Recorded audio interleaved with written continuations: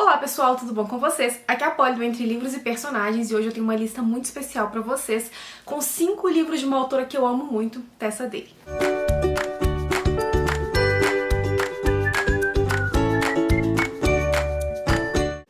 Tessa Dei é uma autora norte-americana, best-seller, conhecida mundialmente por seus romances de época que trazem personagens à frente do seu tempo, com enredos apaixonantes e conseguem fugir do clichê quando se trata de romance de época, porque a gente sabe que quando é romance de época tem aquela fórmula pré-fabricada, né, do Felizes para Sempre.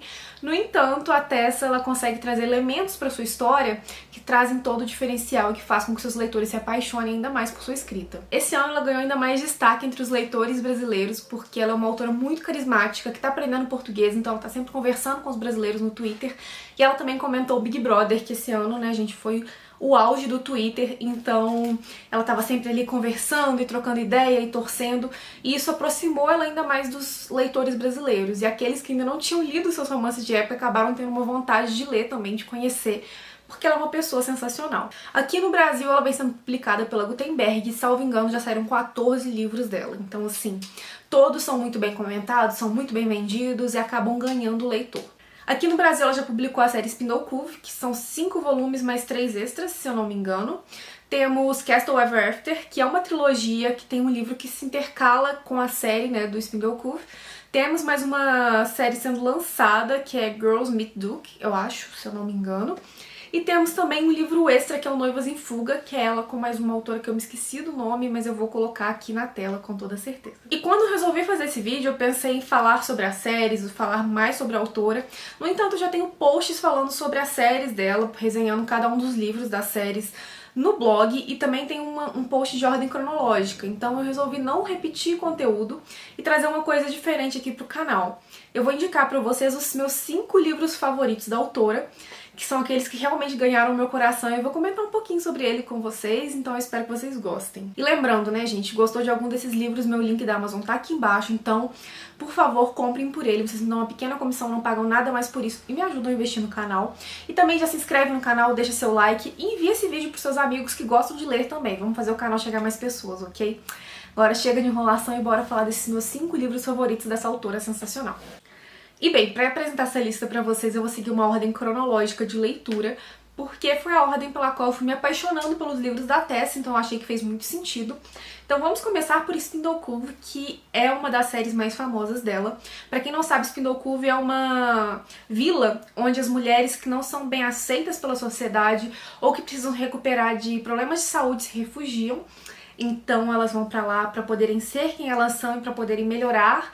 Algumas realmente têm problemas de saúde, outras estão ali se refugiando e fingem que têm porque não conseguem conviver muito bem em sociedade. E cada um dos livros da série vai contar uma história de uma dessas mulheres que foram parar ali. A gente vai saber o porquê elas foram parar ali. E elas vão se apaixonar, né, gente, no decorrer de seus livros, mas vão viver muitas coisas também além da paixão, além do romance.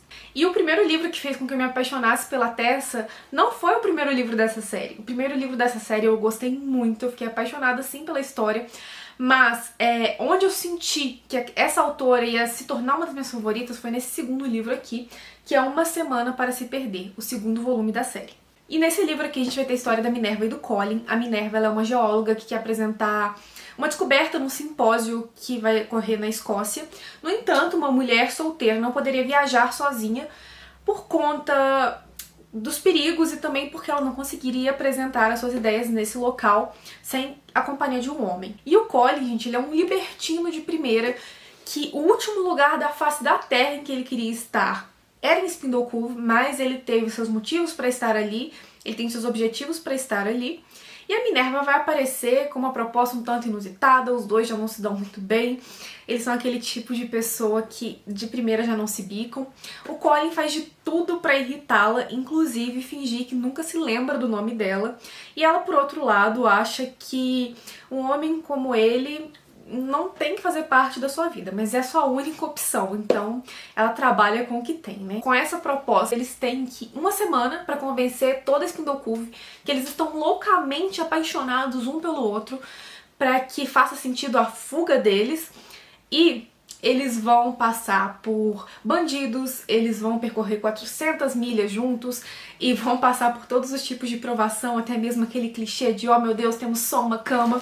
E enquanto eles vão passando por toda essa aventura, por toda essa situação, eles vão se conhecendo mais e o Colin vê a pessoa que há por trás da fachada da Minerva. E ele vai vendo essa mulher inteligente, acolhedora, de pensamentos rápidos e que tá disposta a lutar por aquilo que ela acredita. E ela também vai vendo que o Colin não é só um rostinho bonito e que ele também não é só aquele cara da farra que ela sempre acreditou que fosse, que tem uma pessoa muito mais profunda por trás daquilo e que já passou por muitas coisas também.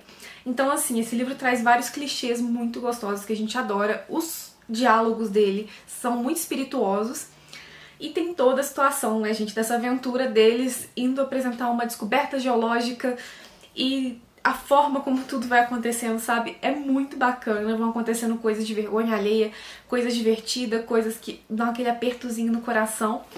E a gente acaba realmente se apaixonando pelos dois e vendo o potencial da escrita da Tessa, que é fantástico. E o segundo livro da Tessa que integra meu top 5 é Uma Duquesa Qualquer, que é o 4º volume da série. Aqui a gente vai ter a história da Pauline, atendente da taverna Touro e Flor, e do Grife, que é um duque. A duquesa, mãe do Grife, ela tá cansada do filho libertino, ela acha que ele tem que encontrar uma mulher porque ela quer muito netos, ela quer muito ver a família crescendo. No entanto, a inclinação do Grife pra isso é -1. Eis que um dia eles entram na taverna e a duquesa fala que ela transformaria a mulher mais improvável do mundo numa duquesa se fosse a única forma, né, dela fazer com que o filho tivesse filhos. E eles acabam avistando a Pauline que é desastrada, a Pauline que tá sempre metendo os pés pelas mãos. E o Grife pensa, já achei, é essa. Ele acaba apontando pra ela e falando, então tá, transforma essa aí na minha duquesa e eu quero ver se você consegue. O que a mãe do Grife não imagina é que a Pauline nunca teve o desejo de ser duquesa. Na verdade, ela tem uma irmã, que ela é portadora de necessidades especiais, e ela vive em função dessa irmã. E o sonho dela, o real sonho dela, é abrir uma livraria em Spindle Cove para que ela possa administrar com a irmã e para que as duas possam ter independência, para que as duas possam finalmente viver juntas, sem depender de nenhum parente, sem depender do pai, para que ela possa realmente cuidar dessa menina que é tão especial e que é o motivo pelo qual ela vive. O Grife, sabendo dessa intenção dela, de que ela não tem vontade nenhuma de ser duquesa, faz o seguinte acordo com ela. A duquesa tem 7 dias para transformá-la numa duquesa perfeita. Ela tem 7 dias para falhar miseravelmente e no final desses 7 dias, se ela falhar miseravelmente, ele dá 1000 libras para ela abrir essa livraria e cada um segue seu rumo e a duquesa vai deixá-lo em paz. Pra ela, né, gente, fácil. Sempre foi um desastre na vida, agora, então não ia ter problema nenhum em falhar. No entanto, quem vai começar a acabar falhando vai ser o Grife, porque ele vai começar a enxergar a mulher que existe por trás da Pauline, as intenções dela, a forma como ela leva a vida e a forma como ela prioriza as coisas que realmente importam, sabe? E isso vai mexendo muito com ele. E apesar de trazer muitos dos traumas dele do passado, ele vai começando a ver que talvez exista uma chance de se dar uma nova chance. Só que ele vai ter que perder a aposta pra mãe, que é uma coisa que ele não está disposto a fazer, e conquistar a Pauline, que não tem pretensão nenhuma de ser duquesa. Então, assim, a gente vai vendo a química entre os dois, a gente vai vendo o desenrolar da história, a forma como a Pauline é uma mocinha diferenciada de romances de época, sim, como as prioridades dela sempre foram outras, como a vida dela sempre foi muito diferente das outras protagonistas que a gente vai vendo. E esse livro vai ganhando nosso coração com toda certeza. Esse aqui é um dos livros mais especiais dessa série, foi um dos livros que mais me tocou e que eu sempre tenho vontade de reler, porque é uma das histórias realmente mais emocionantes e daquelas que você vai ganhando, vai sendo ganhado aos poucos, sabe? Que a autora vai te envolvendo e quando você vê, você já tá apaixonado pelos personagens. Então, assim, foi um dos livros que mais me encantou da Tessa e tá aqui no meu top 5.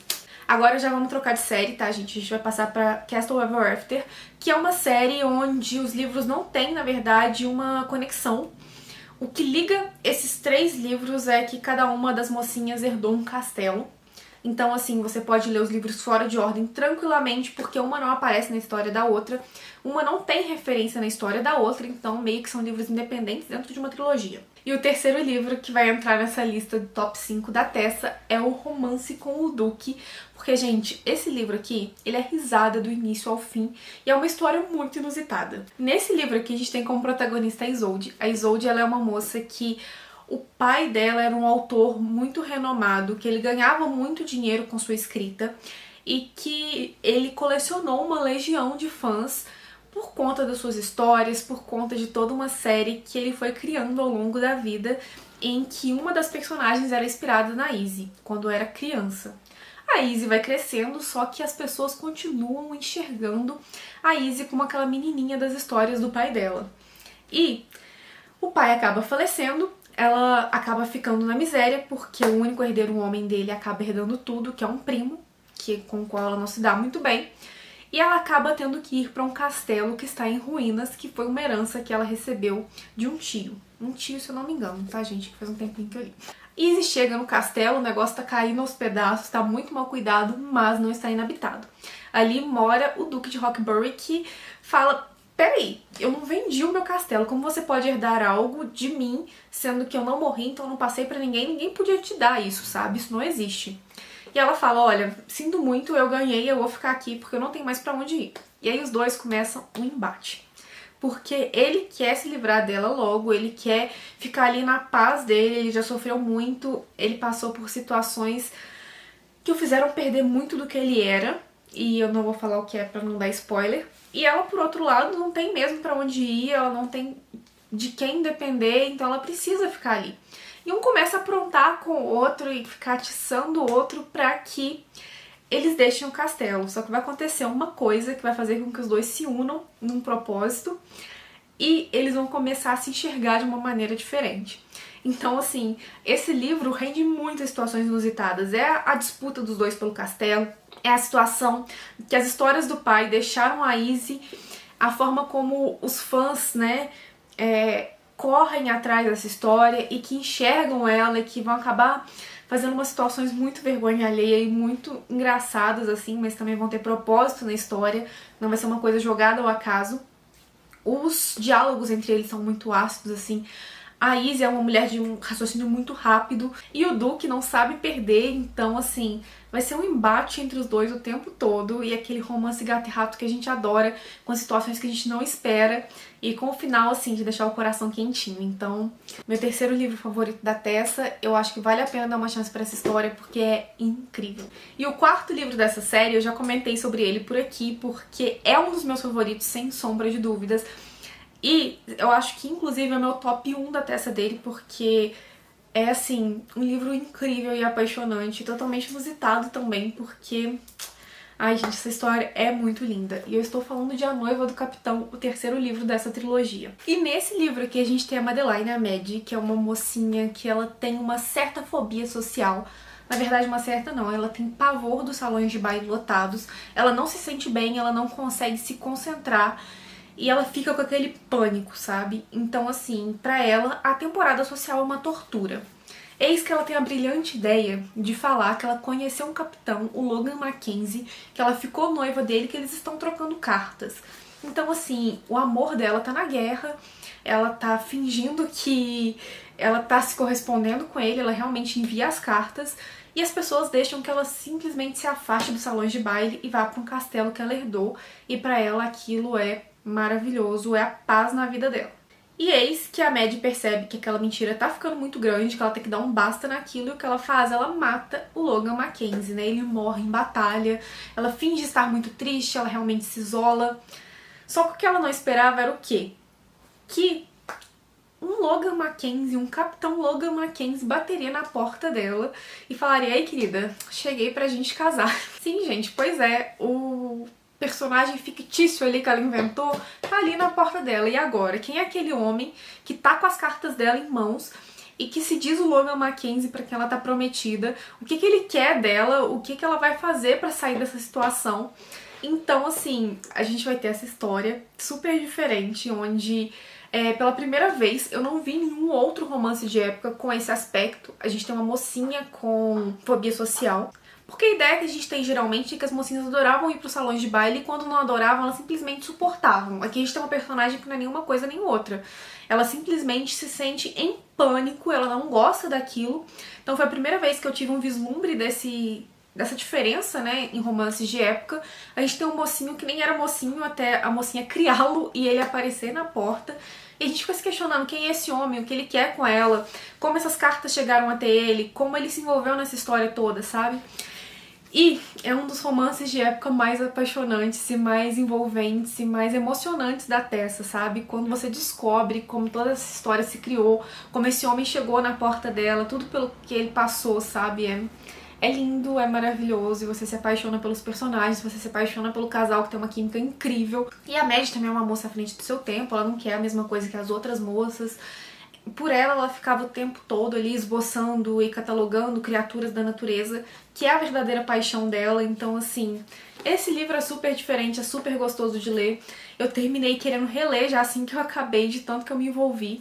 E com certeza esse não podia estar fora do meu top 5 da Tessa. O outro livro dessa lista é de uma série da Tessa que vem sendo publicada no Brasil também. Eu acho que ela não acabou de ser escrita no exterior ainda. E aqui, com certeza, ela não acabou de ser lançada, foram lançados só 2 volumes, eu acho que lá fora já saiu até o terceiro, que é da série Girls Meet Duke, e é Um Casamento Conveniente, um dos livros mais engraçados e mais divertidos e apaixonantes da Tessa dele. Já falei sobre esse livro aqui no canal, inclusive foi uma das minhas melhores leituras do ano retrasado de romances de época, vocês sabem disso. E aqui a gente vai ter a história da Emma e do Duque de Ashbury. A Emma é uma costureira que estava fazendo o vestido de noivado da noiva do Duque de Ashbury, e a mulher simplesmente fala que não vai mais casar e que não vai pagar o vestido. A Emma fica possessa porque ela precisa daquele dinheiro para pagar suas contas. Afinal, ela não é uma mulher rica, ela se sustenta através da sua costura e ela fica possessa. E o que ela faz para chamar a atenção do Duque de Ashbury? Ela vai vestir o vestido de noiva que ela costurou pra noiva dele, vai até a casa dele e vai falar: querido, me paga, você tá vendo esse vestido aqui? Fiz, você cancelou o casamento, problema seu, eu quero receber o meu dinheiro. E o Duque de Ashbury vai achar aquela situação tanto quanto inusitada, uma mulher simplesmente louca batendo na porta dele vestida de noiva, exigindo um pagamento, uma coisa assim totalmente fora da casinha. Só que o que acontece? Esse Duque, ele quer se casar, ele quer procriar, né? Levar o seu título adiante. E a noiva o abandonou porque tem repulsa dele. Ele acabou ficando com a face, metade da face desfigurada depois da guerra. Ele foi um herói de guerra. No entanto, as pessoas não enxergam dessa forma e só enxergam a repulsa, né? Ao verem a aparência dele. A Emma de cara já mostra que não é assim, ela tá nem aí pra aparência dele, ela nem tá ligando. E aí ele acaba fazendo uma proposta inusitada. Então, você quer ser minha duquesa? E ele prova pra ela, por A mais B, que vai ser vantajoso pra ela, que ela só vai ter bons frutos daquilo, ela vai ter dinheiro, ela não vai precisar mais trabalhar e se sustentar da forma como ela fazia. E tudo que ela precisa fazer é dar um herdeiro, um homem pra ele. Obviamente ela não aceita assim de cara, né, mas ela vai acabar aceitando essa proposta. E a gente vai acabar conhecendo mais os dois, conhecendo um pouco mais da história dos dois, e a gente vai se encantando por eles e vai se apaixonando e vai vendo as situações inusitadas em que eles se metem e vão provocar muitas risadas. O diálogo entre eles é bem ácido na maioria das vezes, então é aquele tipo de alfinetada que a gente gosta de ver em romance de época. E além de tudo isso aqui, tem 2 pontos que eu queria destacar que são incríveis nesse livro também. O primeiro, um grupo de amigas do qual a Emma faz parte, que são mulheres muito diferentes, que não são benquistas pela sociedade, assim. É uma relojoeira, a outra cria bichos diferentes e, enfim, elas são amigas muito diferentes ali que convivem e que nos rendem bons momentos nesse livro, porque cada uma tem uma visão diferente do que tá acontecendo com a Emma, pelo que ela tá passando. E o Ashbury também tem ali um outro ponto que deixa o livro muito diferente. Ele é um homem que de noite ele gosta de sair pra espairecer, e quando ele vê situações onde as pessoas estão em risco, ele acaba descontando todas as suas frustrações e vai pra cima, sabe? Então, em pouco tempo se espalha a fama do monstro de Mayfair que tá ali. Será que ele é o justiceiro? Será que ele tá atacando pessoas boas? O que realmente tá acontecendo? Se cria um mito em volta daquelas figuras e ele vai começar a ser perseguido. Então, assim, a gente tem um casamento por conveniência, amigas pra lá de diferentes que estão presentes na história, que deixam a trama ainda mais legal. A gente tem esse casal ali meio gato e rato que se envolve muito e que tem uma química incrível e que vão desconstruindo as camadas um do outro. A gente tem essa situação do monstro de Mayfair. E uma história de fazer rir, de fazer se emocionar e de terminar com o coração quentinho, como vários outros livros que eu citei nessa lista. Bem, pessoal, esse é o meu top 5 de livros da Tessa até hoje. Com certeza ela vai lançar muitos outros livros pelos quais eu vou me apaixonar ainda, mas no dia de hoje, esses são os meus livros favoritos e que eu queria compartilhar com vocês e indicar, porque tenho certeza que se vocês lerem algum desses vão acabar se apaixonando também. Agora me contem aí embaixo, já leram alguma coisa da Tessa? Tem vontade? Vamos conversar, ok? Eu vou ficando por aqui, deixo aqui do lado mais 2 vídeos que talvez vocês gostem, vale a pena dar aquela conferida. Beijos e até o próximo vídeo.